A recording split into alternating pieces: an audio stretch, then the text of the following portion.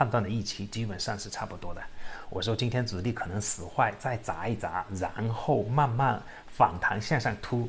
那今天最低的时候，低开之后去到了3572点，然后反弹到3598点多一点，收盘收在3591点。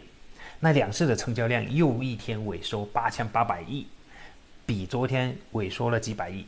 那这个量也是创了近几天来的一个阶段性低量。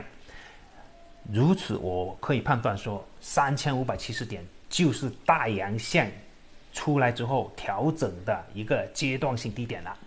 那今天走的比较好的板块，周期，今天周期股走的都相当不错，煤炭、钢铁、化纤、化工、化肥走的都相当好。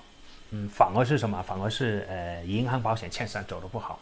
银行跟券商今天是拖了指数的，反而保险走的还可以，就是说也不会拖指数，但也不怎么涨。那我之前已经讲说，银行、保险、券商肯定就是在大盘要突破关键性点位的时候，就会用到银行、保险、券商。看吧，从现在开始到下周，整个大概有7个交易日吧。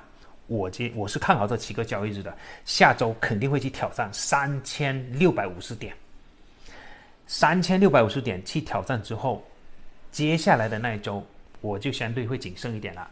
那明天、后天这2天，大盘肯定还是在这里稍微震一震，如果有去到3570点，我觉得可以抄。如果突上去，你觉得说获利丰厚的话，可以减仓。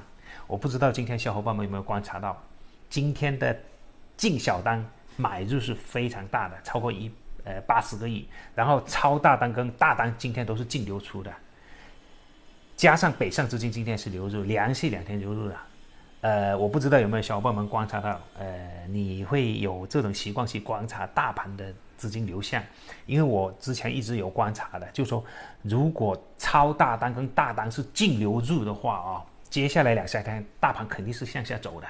反而是超大单跟大单净流出，然后净小单流进的话，接下来的大盘是向上走的。这个是我自己个人的一种观察，我不知道接下来是不是这样，但是我现在判断接下来肯定是这样走的。从明天开始到下周，我会相对来说操作的频率会相对小一点了，我就会拿着了。下半周周4、周5的时候有突破3650点的时候，我再考虑把仓位减下来。